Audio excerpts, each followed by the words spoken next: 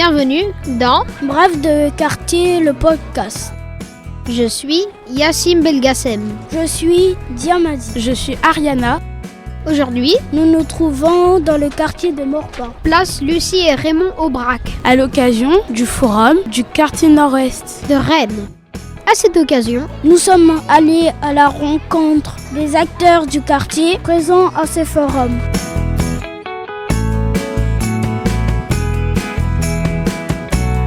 Comment vous appelez-vous ?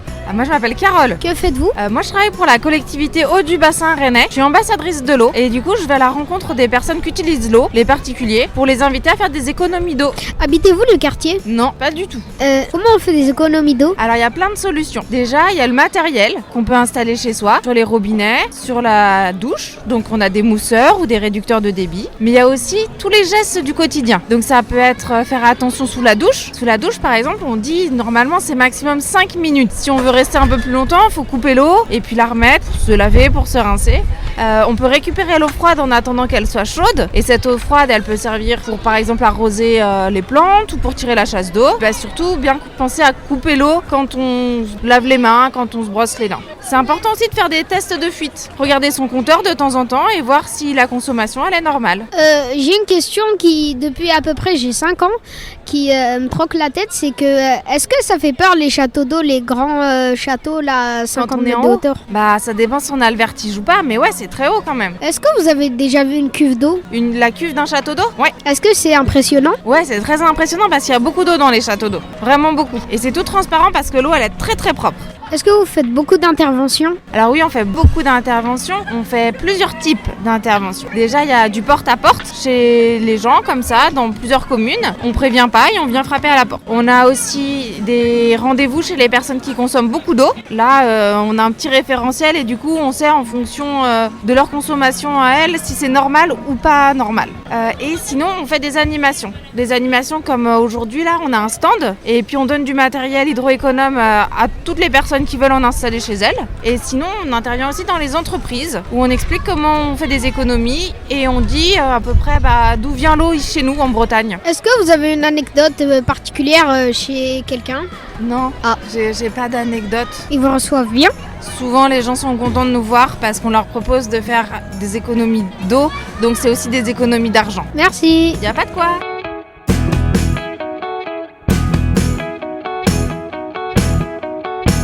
Je m'appelle Magali. Que faites-vous dans la vie ? Alors, je travaille pour une association qui s'appelle La Prasse et je m'occupe de la carte sortir. C'est quoi la Prasse ? Alors la Prasse, c'est une association qui s'occupe de plusieurs projets d'équipement dans les quartiers, dans la ville de Rennes, autour de l'animation et l'action sociale. Par exemple, tu habites Maurepas, que je sais pas si tu connais le PAM, le pôle associatif de la Marbaudet, où il y a la bibliothèque. Tu vois, c'est une sorte de maison de quartier, maison des associations, c'est un pôle associatif. La Prasse, elle s'occupe de cet équipement-là. Elle s'occupe de gérer les locaux, de les nettoyer, de les louer. Et je sais pas si tu connais aussi, si tu habites Maurepas, le Simonif, là, le nouvel équipement qui s'est créé dans le quartier, là, juste là, qui est très coloré. Et donc, la Prasse a accompagné la mise en place aussi de ce bâtiment. Qu'est-ce qu'est la carte sortir ? Alors, la carte sortir, tu connais ou pas du tout ? Ouais, je crois que c'est une carte, je crois que c'est pour avoir des avantages, payer moins cher, par exemple les activités sportives et tout ça. Tout à fait. En fait, effectivement, alors la carte sortir, alors on parle de carte sortir, mais en fait, c'est ta carte Corrigo Service. En fait, tu charges des droits dessus comme une aide financière et effectivement, ça permet en fait de bénéficier de tarifs pour aller à la piscine, au cinéma, au Bliss par exemple ici dans le quartier, d'avoir des tarifs réduits ou encore tu peux bénéficier aussi d'une aide financière si tu t'inscris à un club sportif, à du théâtre, à des cours de musique. Donc en fait c'est sous condition de ressources, dépendamment de ce que tu gagnes. En fait c'est une aide avec l'idée que tout le monde puisse pratiquer des activités sportives et de loisirs. Merci beaucoup. Merci à toi, bonne journée. Bonne journée.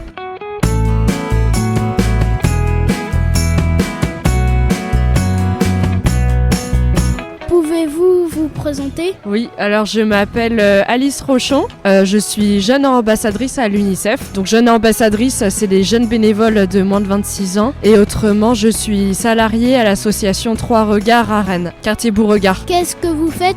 Au sein de l'association UNICEF, il faut savoir qu'on est sur 2 tiers, on a des bénévoles de moins de 26 ans, donc ça fait une grande représentation, et 1 tiers des bénévoles de plus de 26 ans. On réalise des actions comme aujourd'hui, des actions de présentation d'UNICEF, donc on a des petits jeux, des questions, on est beaucoup sur la base d'un jeu de loi pour présenter les droits aux enfants, et aussi on réalise des actions de collecte, donc notamment au mois de décembre, on a été à la librairie Le Fayère pour faire des collectes d'argent, donc ensuite qui sont versées à UNICEF dans les pays du monde. Et il s'appelle comment le travail? Moi je suis là en tant que bénévole à UNICEF au bureau de Rennes, donc on est situé au PAM. On est tous bénévoles, sinon les salariés d'UNICEF sont au siège à Paris. Et c'est partout en France? Oui, UNICEF est dans plus de 160 pays. C'est beaucoup. Il y a seulement d'ailleurs les États-Unis qui n'ont pas ratifié, c'est-à-dire c'est au-dessus d'une signature, qui n'ont pas la Convention des droits de l'enfant. Mais sinon à peu près tous les pays l'ont. Et vous aidez les adultes, les enfants, les bébés, un peu tout le... C'est ça, on fait des ateliers, donc des jeux éducatifs, des actions éducatives auprès des écoles maternelles, élémentaires et aussi même à l'université. Donc c'est plusieurs petits jeux, mais aussi pour des adultes qui n'ont pas forcément toutes les réponses au droit. Pourquoi vous avez souhaité participer au forum? J'ai voulu participer au forum dès qu'il y a des actions réalisables que UNICEF réalise sur Rennes et en dehors de Rennes, j'essaye d'y participer dès que je peux. Et l'UNICEF, ça s'est créé en 1900 combien? Je sais pas. Ça a été après-guerre, ça a été créé par l'ONU, si je dis pas, c'était entre 1946, tout de suite après la guerre mondiale. Et du coup, comment vous avez fait après la Seconde Guerre? Vu que la ville la guerre, du coup... Donc après, l'UNICEF a grossi. Au début, c'était l'ONU, l'Organisation des Nations Unies, qui ont voulu collecter, donc réparer, redonner un espoir à l'enfance. Et ensuite, UNICEF a grossi, et maintenant, beaucoup de pays ont adhéré à UNICEF. Et du coup, aussi, à l'Intermarché, j'avais vu des personnes qui disaient qu'il y avait des feuilles où on pouvait des fois acheter pour eux, pour qu'ils donnent à des personnes qui n'ont pas d'argent. C'est possible. Aussi, notamment dans des magasins, on était à Cultura, donc on a les DSI, certaines personnes achetaient des livres qui étaient avec la gamme Ouzou, je crois. Donc du coup, il y avait une partie qui était faite par l'UNICEF. Est-ce que Secours Populaire, ça fait partie d'UNICEF? Secours Populaire, c'est une autre association aussi qui aide les personnes. Donc on a à peu près les mêmes principes que l'UNICEF, mais nous, l'UNICEF, on est sur les droits des enfants. Juste sur les droits des enfants, pas les droits des femmes, pas les droits d'hommes. C'est très intéressant comme question. On est sur le droit des enfants, mais aussi il faut savoir qu'UNICEF aide les familles, notamment aussi les femmes qui ont eu des bébés, même les mamans après un accouchement d'un enfant ont besoin de soutien, d'aide, de médicaments, de repas. Mais même aussi c'est pour toutes les familles. Aussi à l'hôpital vous faites ça? Non, on n'a pas des actions dans les hôpitaux. On est beaucoup sur vraiment des grosses actions humanitaires. On est dans d'autres pays pour donner des écoles, donner des médicaments par exemple. C'est un peu tous les écoles, tous les pays, UNICEF. C'est ça. C'est par exemple en Asie. Au Japon, est-ce que ça existe? Oui, tout à fait. Toute l'Asie à peu près, non? Toute une bonne partie où on ratifie à l'UNICEF. Comment vous avez fait avant la guerre? UNICEF c'est créé en France, non? Ou en États-Unis? C'est une très bonne question. UNICEF, donc ça a été créé avec l'ONU. Donc ça a été basé déjà avec 4-5 pays. Et ensuite, après, UNICEF s'est agrandi sur tout le territoire. Et avant la Seconde Guerre mondiale, pour répondre à ta question, donc je sais pas s'il y avait beaucoup d'actions pour les droits des enfants, mais ça s'est surtout fait après la Seconde Guerre. Et si vous récoltez certains gens, par exemple dans une fête qui se passe maintenant, vous avez fait des jeux pour que un peu tout le monde sache l'UNICEF. Pour les droits des enfants, c'est bien ça? C'est ça, on pose des questions, comme ça donne une approche, ça donne un peu plus envie plutôt que de faire une grosse présentation de l'UNICEF. Vous aimez bien faire ce travail? J'aime beaucoup. Donc avant à UNICEF, il y a 4 ans, j'étais service civique. Donc j'étais en contrat volontaire service civique quand j'avais à peu près 20 ans. Sinon sur le bureau, on est entièrement bénévole. Et du coup aujourd'hui, vous avez quel âge? Aujourd'hui j'ai 25 ans. Donc j'ai commencé mon service civique il y a 5 ans. Et est-ce que vous faites ça dans autre quartier de Maurepas ou de Ça aussi, c'est une très bonne question. Donc, des actions éducatives, on en fait partout. Nos bureaux sont basés en Ille-et-Vilaine, mais là, comme sur Rennes, on est en Bretagne, on a des actions aussi un peu partout sur la Bretagne. Donc, notamment la semaine dernière, on était à Quimper, à l'aéroport de Quimper, avec l'association Rêve de Gosse. On a intervenu faire des petits jeux pour les enfants. Mais après, il y a d'autres départements aussi qui se déplacent un petit peu partout. Donc,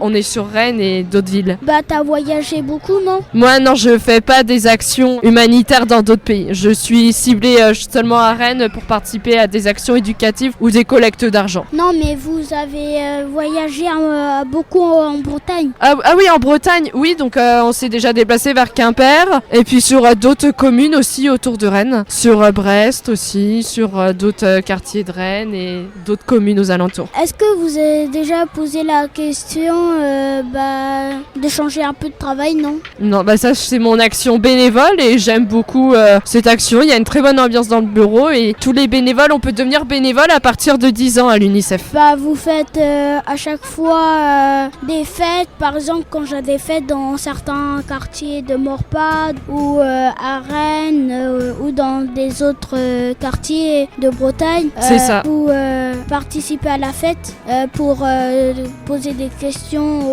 c'est ça. pour que tout le monde connaisse UNICEF, c'est ça. On est là comme ça fait une représentation aussi d'intervenir sur des événements de quartier comme dans des écoles, les universités, les centres de loisirs aussi. Et du coup aussi, vous faites ça à l'école, non? Dans l'école. C'est ça. On peut intervenir dans des écoles sur le temps scolaire, sur les temps périscolaires, le mercredi, dans des centres sociaux, n'importe où. On s'adapte à tout âge et tout endroit. Vous allez toujours rester en Bretagne ou à un moment vous allez faire l'UNICEF dans d'autres pays? Pour le moment, comme j'habite toujours en Bretagne, je vais toujours continuer en Bretagne. Et si vous habitez, par exemple, vous habitez, je sais pas, en Japon et du coup vous allez faire l'UNICEF là-bas, mais comment faire? Comme aussi, il doit y avoir une association, un bureau au Japon et les mêmes actions qui se font aussi pour connaître aussi les droits des enfants. Merci. Merci à toi.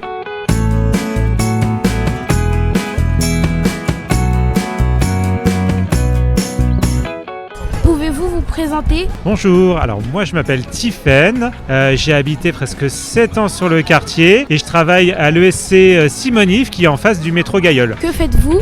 Et je travaille au centre social de Morpa. Moi mon métier c'est médiateur social. Et ça veut dire quoi? Alors médiateur social, c'est accompagner des gens dans leurs projets, dans leurs envies. C'est-à-dire qu'ils peuvent venir avec des questions, faire des papiers, faire des démarches, prendre un rendez-vous. Ou alors ils ont envie de faire des projets, des animations, rencontrer d'autres personnes. Moi je suis là pour les rencontrer, pour répondre à toutes leurs questions et puis leur expliquer comment est-ce qu'ils peuvent faire ce qu'ils ont envie de faire. Donc vous travaillez à Simon-Yves. Exactement. Pourquoi vous êtes présent? Alors je suis présent au forum avec le centre social pour parler de notre programme d'animation pour cet été, expliquer ce qu'on va faire en sortie et sur le quartier. Et puis aussi, moi je suis là pour aider les familles qui ont des aides aux vacances qui sont données par la CAF et je les aide à faire les réservations, à trouver le lieu de vacances et à savoir comment utiliser ces aides-là. Et ce sera quoi les temps fin de l'été? Alors, on a des sorties à la mer, on fait des sorties en juillet et en août. On fait aussi des barbecues sur le quartier, on participe au ciné plein air, on sera aussi présent sur Place à Facettes, qui se passe toujours sur la place du Gros Chêne. On va proposer une visite de la prison Jacques-Cartier, on va faire des pique-niques, on va faire des barbecues. Et c'est pour tout le monde? C'est pour tout le monde. Il y a certaines activités qui sont sur inscription, mais c'est ouvert à tout le monde. C'est que des choses familiales, on peut venir tout seul, avec les enfants. Est-ce que vous faites des sorties toute la journée ou c'est un moment? Alors nous, on fait des sorties le mardi, on part le matin vers 9h et on revient le soir pour 19h. On prend un bus pour emmener à peu près 60 personnes. Donc on est sur place avec les gens, on amène toujours le thé et le café. Cette année, on a fait que des sorties à la mer, on va à Dinard, on va à Saint-Quay-Portrieux, on va à Pléneuf-Valandré, voilà, que des belles plages pas très loin, à moins d'1 heure de bus, à peu près 1 heure. Vous faites un pique-nique là-bas ou il faut ramener nous-mêmes notre nourriture? C'est ça, chacun qui doit ramener son pique-nique. Après, si tu as envie de manger là-bas, de prendre une crêpe, une galette, tu peux aussi manger sur place. Sinon, il faut ramener son pique-nique. Et vous allez faire des activités là-bas ou pas? Alors nous, on amène toujours des jeux sur place. vacances. On amène des raquettes de plage, molki, palais. Voilà. Et puis c'est possible de faire des balades. Dinard, par exemple, il y a une belle balade à faire le long de la côte. Chacun fait comme il veut une fois sur place. On peut rester avec le groupe ou alors on peut décider de partir faire une balade. Et donc vous pouvez aussi monter sur les bateaux? Cette année, on n'a pas de sortie en bateau. D'autres années, on a pu le faire quand on allait à Lorient, par exemple. Cette année, on n'a pas de sortie bateau. Et si tu aimes le karaoké, on fait une soirée karaoké au mois de juillet aussi, avec un repas. C'est vous-même vous préparez le repas? Alors, non, c'est pareil, on vient avec son repas. On prévoira quand même des boissons, il faut venir avec son repas. Mais est-ce que quand vous faites les soirées karaoké, c'est dans une salle ou dans tout le là où vous travaillez? Alors, si tu veux, on a un bâtiment qui est en face du métro, il y a des grandes salles. Il y a une salle notamment avec un grand écran, comme un écran de cinéma. Et donc là, on a décidé de faire le karaoké là-bas. Donc on aura une sono avec un micro et on mettra les paroles sur l'écran. Merci. Merci à toi.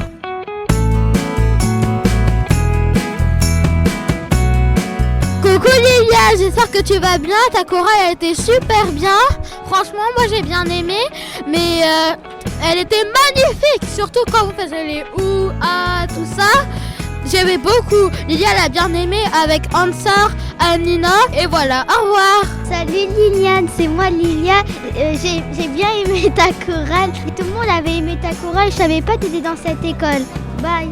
Bonjour Liliane.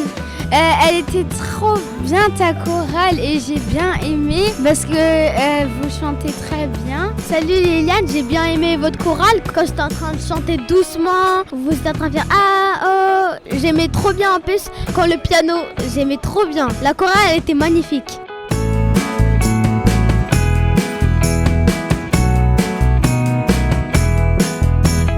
Merci pour votre écoute. À bientôt pour un nouvel épisode. Rêve de quartier, le podcast. Au revoir.